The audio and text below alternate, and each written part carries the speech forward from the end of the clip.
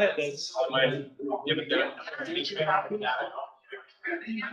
Yeah, that's a different world. It's like, there's like all these phases and levels of things. So we're all. That's why I guess actually, not yet. I think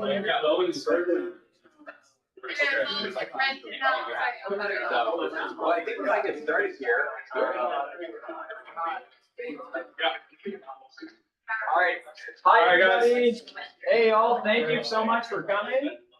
Hey, everyone. Hello, hello. Thank you for coming in to Pismo today. Normally we meet in SLO, and we thought, hey, why not use this great space? We've got like this Zoom room conference kind of like projection screen thing set up. So thank you all for being here. My name is Schwaegerle, and I co-host this event with my buddy Ben. And Ben and I, we got connected about 7 years ago off of Bigger Pockets. And at the time we owned no real estate. We didn't know anything about how to actually buy a property. And since then, we've both grown our careers in business and sales, and then also in real estate investing. And we've been able to acquire multiple properties and multiple units. And we built this community because we want to learn and grow together with other people. And so together, we're able to learn and achieve more things. Like I just talked to Steve about a deal we have where I needed some help on a commercial. What do I do? We've got a leak. Told me about this cool like water leak detection company in SLO that can come out and detect a leak for you. So that's the purpose of this event, is to network, share your problems. Like what's the thing that's a pain point in you, in your life, in your business? Someone else here probably has an answer for you. So that's why we created this community, and we want to learn and grow. And yeah, we're excited for our guest speakers who are going to share all about commercial real estate development. So Ben, you want to say something? I would just add that like, you have to start somewhere in real estate if you want to get into investing. And you can learn everything that you want to learn and you can read every book, but until you start, that's when the learning really begins, because you're going to learn by doing, like the Cal Poly way. And you're going to learn from other people, and hopefully you don't make the same mistakes that they made, and you're going to save a lot of money. Like he's talking to leak detection, finding solutions to common problems. And also networking. So if you have deals, or someone else has money, if you have, so we encourage the networking and partnering and stuff like that. So I think you're going to learn a lot from these guys, because that's why we're having them here, is because we aspire to be, on their level someday. And yeah, so without further ado, we'll hand it over to you guys. Thank you. I'm Nick Tompkins. Obviously, from the picture, you can tell the difference. And so we are actually, we're a small office, and we legitimately are a small office. We have 5 people in our office, and that's it. But it's all finance kind of stuff, and it's finance related stuff. And we outsource everything. So Paul is kind of the chief operations guy and chief investment guy. So he's the guy out trying to find the opportunities, trying to find the matches with tenants and all that kind of stuff. So, and we are looking primarily for Paso Robles to Santa Barbara, just so everyone has a reference, kind of the region we work in. Yeah, and I don't think we're sophisticated enough to say, well, gosh, let's look all over the world. We have gone and looked at other things and taken a look, but I think sometimes you get into other areas and you don't know what you don't know, and that can be really expensive. and so we've made tons of mistakes along the way, and you just kind of say until you get into it, you don't really start learning it. And it's true, because some things that maybe now seem simple didn't earlier, and they all came with a price tag. But from my perspective, that price tag is not a reason to freeze in place and say, well, I've got to think everything through. You got to get where you're comfortable and you think you've analyzed the risks. And then at some point, there's time to jump off the bridge and go in. So I don't know, how do you switch this? There you go. Right here. I'll just give you a quick background. I actually didn't really start spending full time in the real estate business until about 2007. I spent most of my life, I'm old, but I spent most of my life as a farmer, and we had a packaging business. It ended up growing into something far beyond our wildest dreams, became a public company. And on the side, I always said I was a lousy golfer, And I had a wonderful wife with 4 mean kids. And so that was my focus. So it was real estate, 4 mean kids, and one of them here. Actually, they're all wonderful. And my wife. And so that was it. So real estate was the hobby, and I dabbled in it and all the way along, but just as kind of an individual investment, not as a developer. But say, hey, this seems like something. Didn't really do very much of it, but did some. And so I did that till 2007, 2008. It had invested in farmland along the way, but nothing on the commercial stuff. We, over time, have continued and really starting in 08. And 08 was a very good time for us to start. It was a terrible time. As you know, in the real estate business, it was a terrible time from candidly, the whole world's economy, certainly the US economy. And so we didn't have the burden of having stuff that was bought before that then created a downward pressure on everything. Maybe we paid too much, maybe the tenants are all gone. We were really just focused on how do we get the best product, the best projects at a fair price and move forward from there. So it was actually a great time. And at the same time, starting then, we were able to learn the lessons that everyone else is learning then without suffering a lot of the consequences. And those lessons, I think, are hopefully ingrained throughout the company, kind of the mindset where everyone's thinking.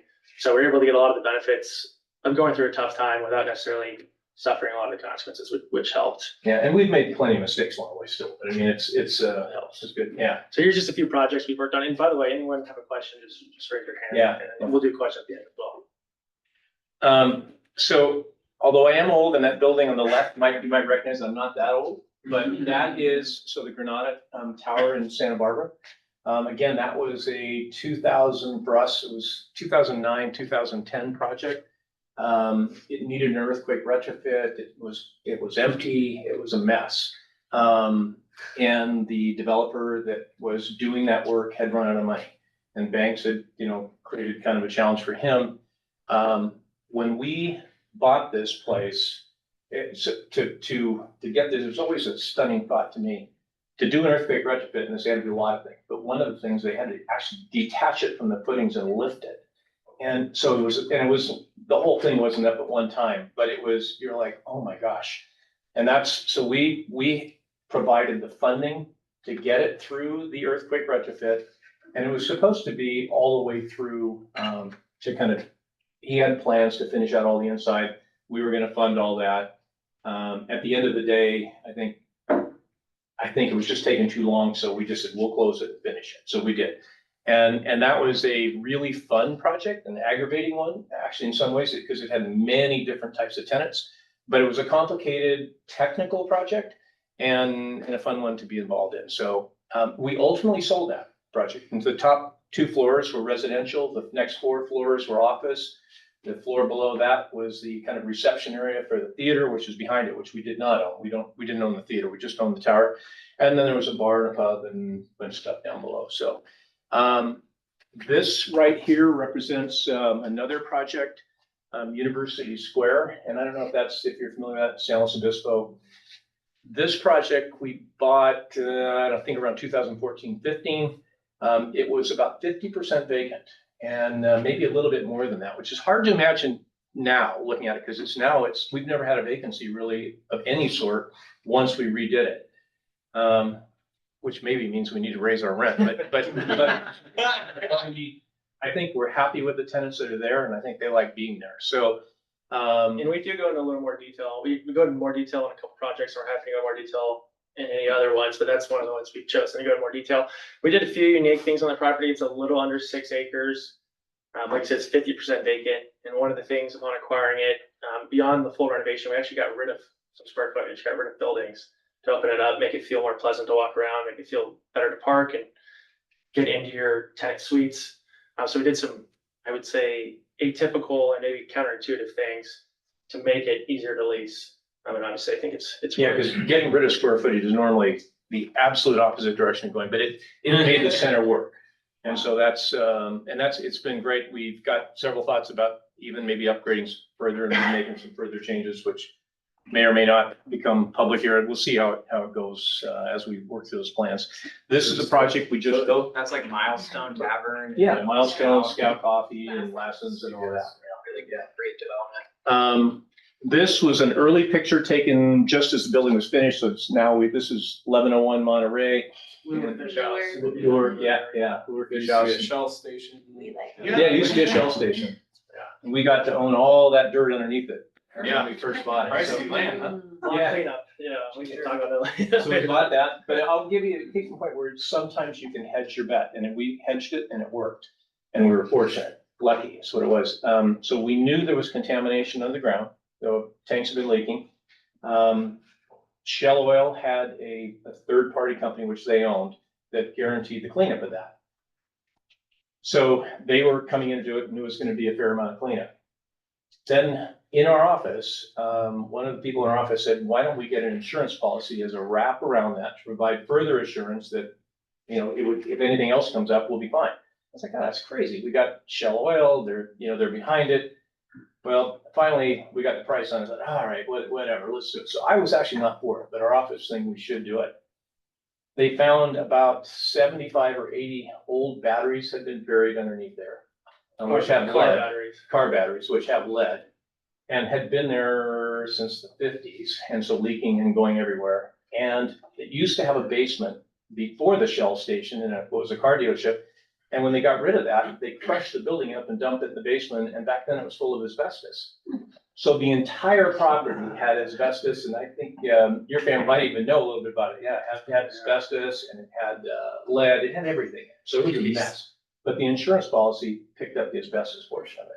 And the Shell guarantee would not have, that was entirely unrelated to Shell use as a prior use, nothing to do with Shell's use of the site, so we would have been on the hook for that, if we did not have insurance. And it was, and we hauled that, I mean, some of those areas were 12, 15 feet deep, just hauling it all the way. And then you kind of have to own that property forever. This is a project in Santa Maria that Steve helped us with. It's the Enos Ranch project. In total, about 100 and some acres. This is, as you go through, starting over here with Lowe's and Coast Hills, and it goes all the way down to Chick-fil-A, but all the way through there. That was an interesting project in that it was in the city of Santa Maria, who at that time especially was very pro-business. And they had been trying to get this property into the city's plan and get it developed, and they could never get a family that owned it. They were nice people, but a little bit challenging to work with. I think I worked for 15 years to try to buy this thing, and had gone to their house, I'll bet, I don't know, 100 times, but a lot. And I got to know them, they became kind of friends, and eventually one day they said, okay, we're gonna sell it. And it was very quick once we got to that point. But then it was, but we'll only give you 13 months and you gotta write the check for the whole thing. And I was like, okay, this is big, and we were little, and it was a lot of money.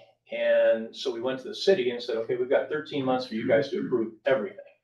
And if you don't, we can't do this, and you've been trying forever to get in here. And they did.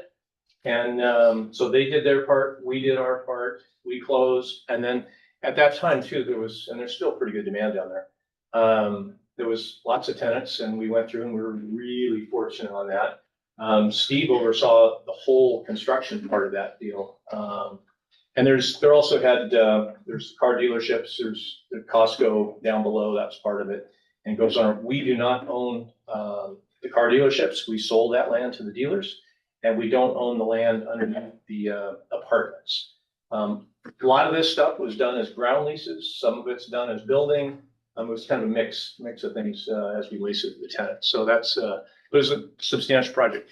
This is one that we always ask, why did we do it? I paid to put me in here.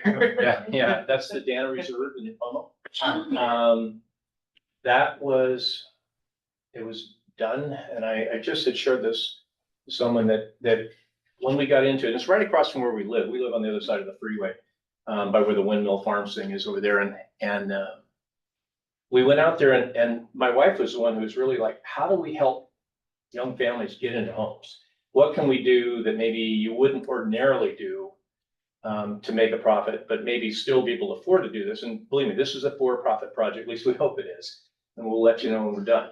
But we believe it is, but try to come up with some things that will allow people, first-time home buyers, young people, or older people downsizing, to have a way to get into something that they otherwise wouldn't, but also make it where every single neighborhood feels like you've arrived, not like that's the projects, these are the stuff, and those are the rich guys. And because there's a mix all the way through this thing. And so we're trying to do it in a way where everybody's got that feel. And to do that, there's some things that we're spending some money on, such as if you go out to Trilogy and you look at those big grand parkways that come in, big sweeping roads, bike lanes, we're actually doing that plus a little bit on every entrance coming in. Well, every entrance, only 3, but I mean, it's really this, but that's a few miles is what it is. So it comes in this way, and then it'll break off in individual neighborhoods. So the people going into people's self-help housing, they have the same entrance. The people going into this, and then try to do it where we down here kind of create a community center, which it's the part of the project that I like the best, only in that I think we can kind of come up with some really cool restaurants, pubs, and place to hang out and kind of do something there. This is more of a shopping center, and I always call it kind of a boring shopping center. It's conventional, grocery, drugstore, that kind of stuff. The other one is meant to be fun. And so that's so that people live there and walk down there, ride their bike down there, whatever, and we've got miles of trails, including horse trails, but that's kind of it. So that was a long project. How long? 4 years, not quite 4 years. Well, I think 4 years from once it was submitted. Yeah. But it takes, it's 288 acres, so it takes a long time to plan, design, preliminary engineers, make sure it's, what you're trying to do is possible. So I think even years before that as well. Yeah, we spent a few years before we submitted it because we didn't want to go in with a half-baked plan. So we wanted to try to spend a lot of time thinking through with the county, with consultants, traffic guys. We worked with a ton of experts in their field to say, how do we do this in a way that meets the long-term kind of goals of, development and still achieve what we were trying to get, which is something that was a little bit unique in the market. And actually, it's funny, if you look at this now, and this could be a criticism, but if you look at this now and you look back at the very first thing that we submitted. I just realized that's an old man. I got that from online, so. Oh, yeah, that is. Well, this That one looks looks like it. exactly like the one we submitted. But it's very hard to tell the difference when you put them side by side. And there are little things such as, I didn't notice that, this is now split half here and a little piece over here. But we also had a daycare, including nonprofit daycare. We got 4 kids. The older 2 daughters have children with grandchildren. And you start realizing how expensive it is to have daycare. So what we've done is we've actually made it where you've got, and again, it's the wrong map, but out there where that park is, there is a daycare center built in that. That is actually, though, for very affordable. And that is, it's like a Head Start type deal. Then here, these 2, they're set up so that actually it's going to end up in this neighborhood. 2 of the units, if you can apply, if you're a daycare provider, you get, and I don't remember what was it 60%? I think it's 60%. So we basically lower the rent. What everybody else pays, you are at this rate. And then we give you your own yard, you've got your own stuff, and basically take a 3-bedroom deal, you knock out a wall. So now you've got a 2-bedroom, but you've got a much bigger area for kids. And you've got your outside area, and you've got the trail access and everything else that comes through there. And that goes on forever. So that is a commitment we made, trying to say, okay, how do we get that component in there? So there's a bunch more little things we baked into this thing, but that's kind of the idea. We did get it approved. We then got sued by the neighbors. And so that's a CEQA suit. And so we're going through that process now. And I don't really have a good idea on the timeline of that. Sometimes those end quickly, sometimes they take a long time. And CEQA stands for California Environmental Quality Act. Once you get to a certain size development, it's pretty much the #1 threshold. And series of studies you're doing on any development to get an entitlement. So it's a continuously moving target as well with the state and how it's incorporated in the court systems. So just to kind of give an idea though about these roads and how much we're trying to intertwine it, like Nick was saying, this is moving over here. These 3 units over here, or sorry, these 3 neighborhoods over here are going to actually be Shea family homes, a very similar housing product type to Trilogy. Obviously not a golf course. We didn't want to do a golf course or anything like that. But those kind of homes are going to be right next to across the street, but right next to a People's Self-Help Affordable Housing Complex. And I don't know if you know where People's Self-Help Complex are, but you've probably driven by them 100 times. You probably didn't notice because they fit right in perfectly. And like, with like a few other groups here, they're one of the best at it, and they do really high products. They manage them really well, and it'll fit in great. But it provides the variety of income. The only thing before we moved on, I did want to mention Michael Massey here has a pro housing group called Generation Build, which advocates for housing in general and did a lot to help us on this project get through. I'm not sure, to be fair, I'm not sure we would have got the project approved if it wasn't for Mike's group, and I sincerely mean that. It's, They can't tell you the number of times, and I would start getting comments from like supervisors or people on staff, say, have you talked to Generation Build? What do they think? I'm like, how did that happen? But it was super helpful, and it made a big difference. And it also gave support to supervisors who were facing immediate neighbors who were generally, they're retired, I think almost 100%, and live in their homes next door, and really would just as soon not have, the development. And candidly, I guess, if I lived there, maybe I like the pretty view, and I could see their point, but boy, they were determined. And so put a lot of pressure on supervisors to maybe say, hey, why not vote against this thing, and they always say, oh, it's a great project, but somewhere else, not here. So it was just. How'd the vote end up going? 3-2 in Nice. favor, yeah. Yeah, 3-2. I think we were very close to a 4-1. Yeah, really close, yeah. There's I think, ideology things. yeah, and I think it was hard because then the one would have been left with no support. Maybe they had another Democrat that was, votes with them normally. Mhm. But he was pretty candid afterwards. Need to have this project get built, so we'll see. So, and these are just a few examples. These are kind of more fun ones that are fun to talk about. We've done other things that are much smaller, from a 20,000 square foot lot with a 5,000 square foot building on it that's leased to a dentist's office. We just did a project in Santa Maria, 0.9 acres, that we're just leasing the ground to a car wash. I mean, that's truly all we're doing, helping through the entitlement. So we've done a variety of things, renovating existing buildings. We just worked with, or working with, but kind of just documented with Cal Poly to repurpose the old Copeland Sports in downtown SLO, which will, it'll be good to see that building activated. Yeah. And Finally bought that. and although, it's a decent sized building and a lot of construction work, it doesn't have the entitlement, doesn't have politics, doesn't have a series of leases you're working with one group. So it's much simpler in how it works. So we just want to give some fun examples, and now we'll kind of, unless anyone has any questions, we'll kind of take it back to the very beginning. How's the water situation for that development? In the bone? Yeah. That was the original reason we went after the property. So we were part of the water, it was a big lawsuit in Santa Maria. And it was, 2004 or 5, and we were farming back then. So the city sued all the farmers and said, hey, we want to get control over the water. After years, it got settled in a court in San Jose, I think 11 years.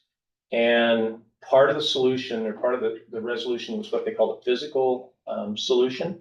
And Santa Maria had to transfer water to Nipomo. So that's why they put the pipeline in and started transferring it, because Santa Maria has a flowing aquifer, not a stagnant aquifer. And so actually, if you go off the ocean, there's areas out in the ocean where it's actually not nearly as, does not have nearly as much salinity because of the outflow from the Santa Maria aquifer.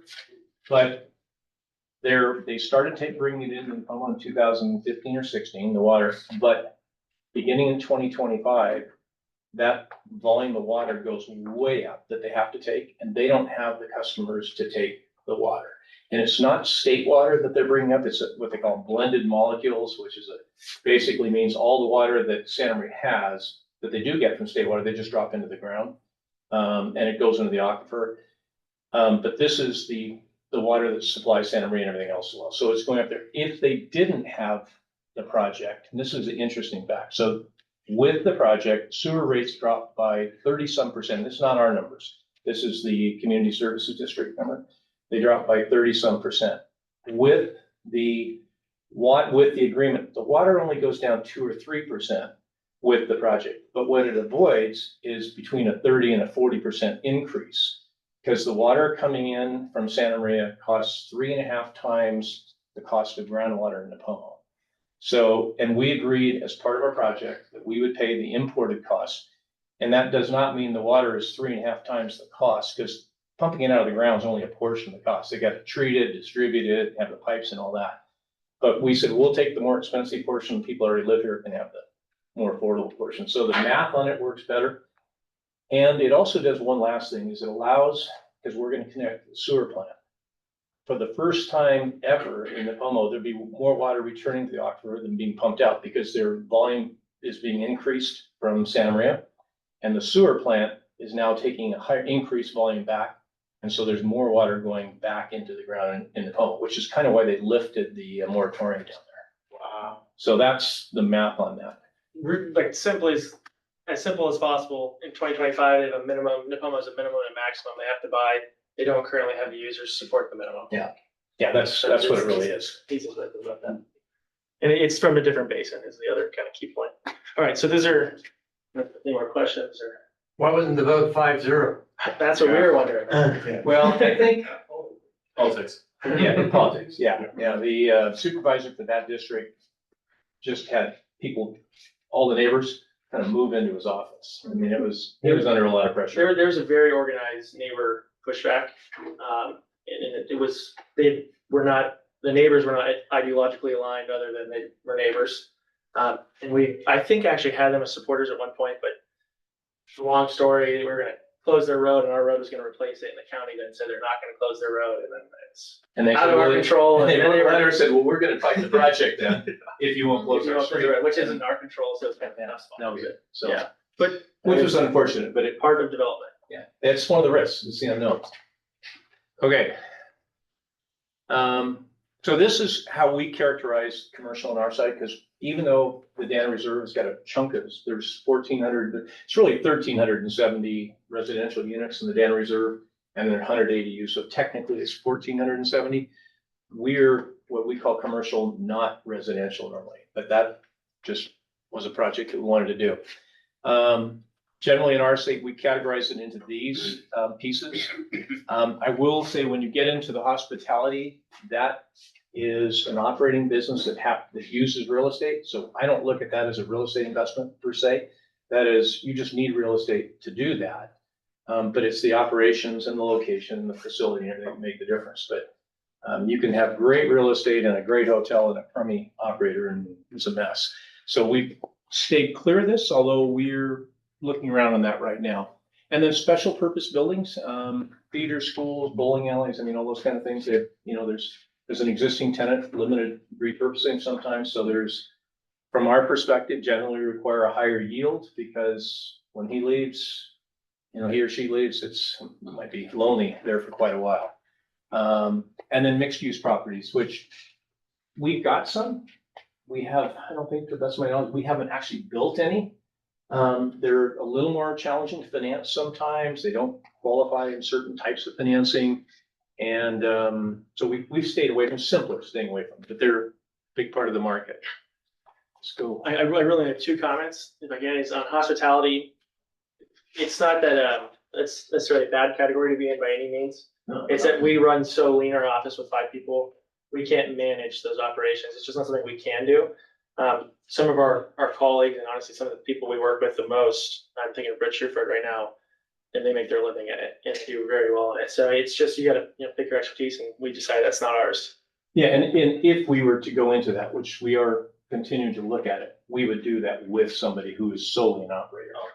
Yeah, yeah. And on mixed use, everything you said is 100% correct. There are certain scenarios where you're looking at a development, especially maybe on a smaller scale lot, where the zoning allows you to do more if you're willing to do a mixed use. So you may unlock value by doing it, by able to do more in the zoning, but it's just it's kind of a one-off analysis. So this is, kind of for me, the things about what we look at, and it's really, to me, it's the part that I'm most comfortable with. You drive by, you look at stuff, and you can kind of get a gut sense pretty quickly, but it's all math. And that's, it's just what are the numbers? And it's, getting those numbers so they actually represent reality. can be, that takes some effort to try and understand what those are, but it's all math. And, but it's not that complicated. And then the other thing for us is when we look at it, I think the best way to describe it is we want to focus on properties that you feel like you would like to own for 100 years, whether you plan to or not. So that you're completely comfortable, like something goes wrong and you have to hang on to it. It's just good stuff. And it's, or stuff that you're really comfortable in. And then if you need to sell it, something goes wrong, you need some liquidity, it generally is more marketable because it's the next guy's going to look at it the same way. So it's if you can do that, it's great. And then my little thing, rising tides lifts all boats. And those rising tides change over time. Certain sectors of the market, there's a demand for it, there's increasing demand. The industrial market went through a huge boom, not so much here, but in California, really all over the country. And that may change with great big tariffs that may be coming in on imported goods. It could really turn that thing on its ear. But that is a rising tide. The apartment business, the multifamily stuff, the single family rental stuff, and kind of the shortage of housing. And that's a rising tide that helps some of those sectors. Yeah. Old people, taking care of guys like me. The retirement homes and that stuff, that's a growing market, and it's going to be growing for quite a while. So there's areas like that even if you make a mistake, sometimes the overall picture can help you make up for it. And then we're looking at existing buildings, which are certainly a lot simpler than development, which is kind of on the development side. Paul's probably more adept at that, actually. Are the current rents sustainable? There's been, up and down periods on rentals. So when you're getting one, depending on when that lease was signed or who signed it, and, are they going to be able to continue? Is your next guy going to be able to pay that? Will this guy be able to still be willing to do that? Is there an adequate market demand if the replacement tenant is needed? Is the tenant's existing credit worth the investment? Vacant land. This is it's the one with the most opportunity and the most risk. And so it just has to have a yield, from my perspective, that's commensurate with that risk. And that risk is difficult to figure out sometimes when you look this up, but there's all kinds of risks. And there's entitlement risks, there's construction cost risks, there's the Shell gas station risk. Now you're starting to put foundations in, and you realize there's asbestos buried down there, and stuff that you won't normally run into when it's existing. So then you have to say, well, what kind of return do I need for that? And we kind of allocate in ourselves, and it's not very formal, but we say, okay, here's a charge for our capital. So it's, even if it's our own, we charge ourselves, we got to get this kind of a return. But if we're going to take that kind of a risk, we need this kind of a return. And then can we pencil it out and actually get it there? And we actively calculate that. So if we spend $100,000 on a lot, and it might take us 6 years before we receive any rent and stabilize the property, we'll charge whatever our yield is every year, compounding on itself during those 6 years. And we at the very end say, okay, that's what it's going to cost us to get there, even though we didn't have those actual costs, we just have opportunity costs. Is it worth it? And so that's just an analysis we look at. And I think it's important to do that, especially in California and ground up development, because it takes so much longer to do ground up development here than really anywhere else. I'd say in the world, other than a few small countries, but truly anywhere else in the state, it's a different world. Yeah, we have a piece of property we bought almost 10 years ago. A really good piece, about 10 acres, on a hard corner, almost 50,000 cars a day going through it. And we still mow weeds out there because there's no project on it yet. And even though we bought it really favorably, if you start taking that opportunity cost of loading it on there, it doesn't look like such a good deal any longer. But it's still good property, and we're going to stick it out and get it done, because long term it will be a great deal, but it kills the yield. So, and then this one, none of us deal, or at least I don't know too many people who deal without a bank. And especially when you're starting, especially if you're first time developing that relationship with lenders, and whether that lender's, bank lender, mortgage company of some type, insurance guy, private money, whatever it is, that you've really got some kind of relationship, in what I would call a personal relationship, where they start to understand you, they understand your balance sheet a little bit, they understand your goals, they start to get confidence in what you're doing. And you can tell them about, how we looked at this and it just doesn't pencil out. But that's a good story for a bank because they now know you're being, you're having some discretion in what you're doing. So I think developing those relationships is really important and it takes time. And because that banker's job is also dependent on him making sure when he recommends a loan that they get it back someday. So I think you don't want to wait till you've got the property to say, okay, now what do we do? But it's good to do that. And right now it's not an easy time with banks because they're looking for deposits more than lending. So it's substantially tougher right now. And the last thing is It's kind of corny. We were debating. it's very corny. I said, let's take it out. I was like, I believe it. Is especially if you're going to do multiple projects and you're going to be, well, it's really every case, but do what you say you're going to do. If you say you're going to do something and do it on time and do everything. And if something, the wheels fall off the bus, own up to it right away and work through those things because your reputation and stuff ultimately is more important than everything else you got.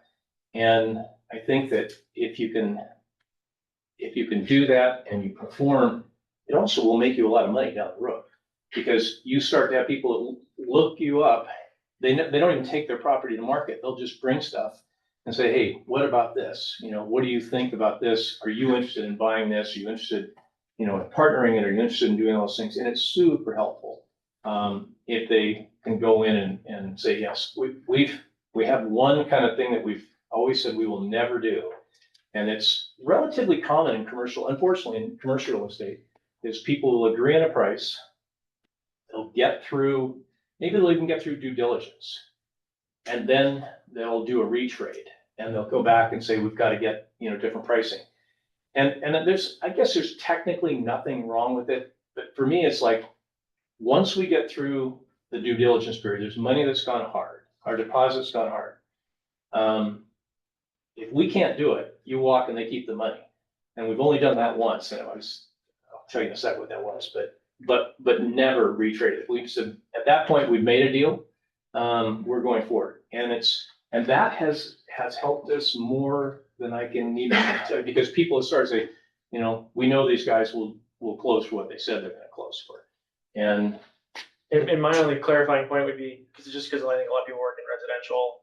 If you find something in due diligence that is materially different than you were expecting, right? They didn't tell you the foundation was slipping, the roof needs a replacement, and you didn't know that. That's a different story. I don't think anyone expects something like that. But it's if you go into a deal with an understanding, mutual understanding of both groups, that doesn't change. Then it's our stance that you shouldn't change your stance, or you should lose your deposit. And we don't. Only once we've ever done that. Because in our case, what happens a lot is they realize tenants aren't going to pay as much as they thought. That's a risk you took. And it's, so anyway, it's, and then in the long run, that's kind of it. Paul? Okay, what are the steps commercial real estate? And this is a really hard list to come up with because it really depends on the property. So first, you gotta identify the land or whatever the investment opportunity is, whether it's property or building or a piece of land or building. If you're really looking, if you're looking at it for the first time, you want to speak with city planners or consultants on what can I do on this property, right? Every property has different zoning and different things you can do. You can, in theory, do just about anything. It might just take you much, much longer to do certain things than others. And I'd recommend trying to stay within the things that are already allowed, if you can. You then you determine the market rent for such uses. Or better yet, you find the tenant who wants to go there. Like in the car wash example I gave earlier, which is about an acre site in Santa Maria. When we found that site, we immediately knew there was a car wash looking for something very similar. So we went out to them, and instead of finding for market rent, we're talking about them what their rent is, and they were good credit and all that. And then we're ensuring they're in the market as well. So you want to calculate your costs required to deliver whatever final product you're determining, whatever you're analyzing for what the market rent is. Well, what does it cost you to get to that point? You want to identify what your entitlement and construction timeline would be. The closer you get to bare land, the longer it's going to take, and at that point it becomes more and more important. Then you have to go, if you have to entitle, you go entitle desired project. If it's just a TI build out, you're probably permitting tile project or permitting a project. You might just be doing cosmetic repairs. You can just do that on your own. Then you go and do the construction. And there are a bunch of other things that just depend where they go in here. You got to execute leases, assuming you're not operating it yourself. Some people obviously, hospitality would be operating it themselves. You have secure financing, and some people go in with cash and then get a financing or construction loan, and they're going to time to build. Some people get it right up front, depending on the property. If you're doing a ground up entitlement, you have to do the California Environmental Quality Act if the entitlement fits a certain criteria. It's usually rule of thumb. And you should always, I think my opinion is always ask the city, but if it's over 5 acres infill, it requires CEQA. If you're trying to rezone it, it requires CEQA. If it's outside of a jurisdiction, it requires CEQA. They vary very much in the size. On the upper scale, the Dana Reserve there, I think we had 7,000 pages of CEQA analysis. On the lower scale, it can be like 100. And that's just a really focused something. It's a cost. It's a huge cost, and it's a huge time limit. That's an important thing to know if you're trying to do a ground up on like a larger scale project, and it's an important thing to ask your city if you're CEQA exempt or not, or your county. Yeah, and there is kind of another thing called mitigated neg deck, which is negative declaration, saying you don't have to do the CEQA analysis, and they'll let you go through that way. However, and it wouldn't happen, I think, almost ever on a neighborhood type deal. You're buying a lot, building a duplex or something, but it still could. If somebody comes out afterwards and says, okay, what did the city or the county do to determine it's a negative declaration, meaning that you could go ahead without an environmental analysis? And if they have an expert that says that disagrees with what the county or the city says, they automatically prevail, and you have to go do a CEQA, a full-blown, not a full-blown, could be a focused EIR, because the rules are set in favor of not the applicant, but the opponent. With us, once you do this, the rules switch, because now you've done the full thing. Now, if they argue, they have a much higher hurdle to get over, but they still can't. But but those are expensive. Full-blown EIRs are.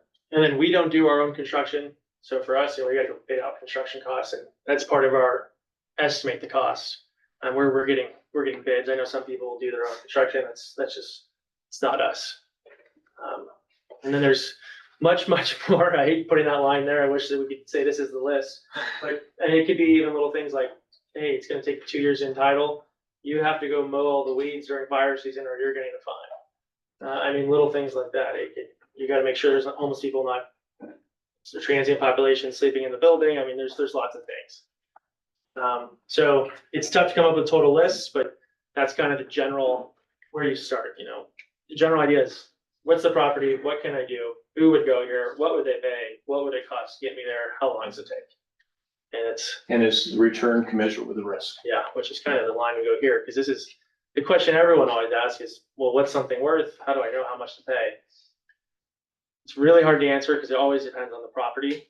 But with all investment, there's one formula that kind of runs, here's what something's worth. So it's, what do you expect an investment to return you, whether it be annually or at the terminal value? Over what period do you expect that investment to pay? There should be another bullet point here that I forgot, which is how much is it going to cost me to get that income? You're going to have costs as well. So you're going to have to do a construction maybe. And then how likely do I think I'm right on my predicted outcome? And what is the variableness or ability of the different outcomes here, right? I think I'm going to go get a tenant for $1.50 a square foot.